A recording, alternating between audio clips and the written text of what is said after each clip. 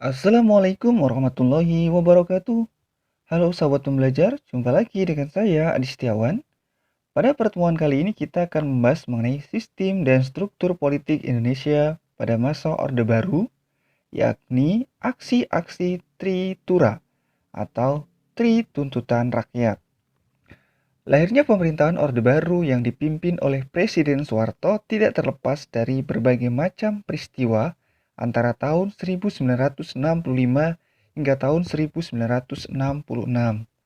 Adapun peristiwa pertama yang membuka langkah lahirnya pemerintahan Orde Baru adalah peristiwa Gerakan 30 September tahun 1965.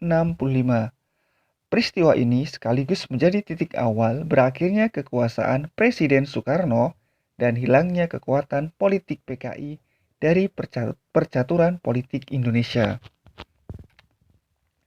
Peristiwa Gerakan 30 September 1965 membuat kondisi pemerintahan menjadi terpuruk. Rakyat yang diwakili oleh para mahasiswa menuntut perbaikan-perbaikan, baik di dalam pemerintahan maupun ekonomi.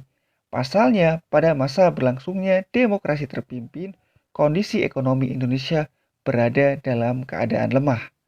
Keadaan ekonomi kian memburuk di mana inflasi mencapai 600%.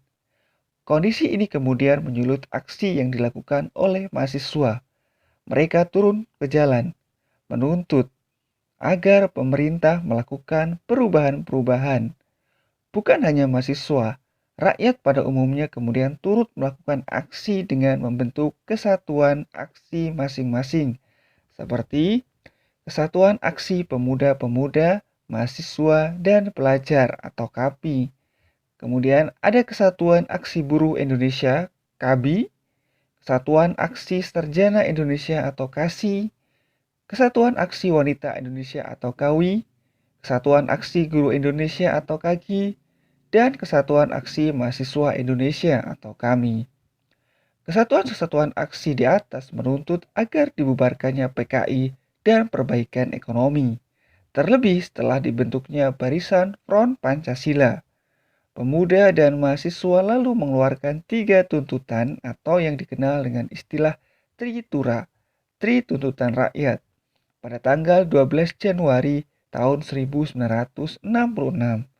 Kami dan KAPI yang bergabung dalam Front Pancasila mendatangi gedung DPR GR untuk mengajukan Tritura tersebut yang isinya pertama pembubaran PKI, yang kedua pembersihan kabinet dari unsur-unsur gerakan 30 September 1965, dan yang ketiga adalah penurunan harga atau perbaikan ekonomi.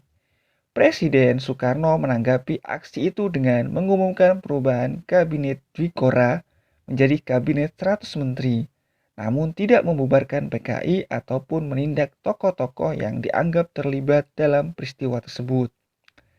Di saat pelantikan Kabinet 100 Menteri pada 24 Februari 1966, mahasiswa melakukan aksi di sekitar Istana Merdeka.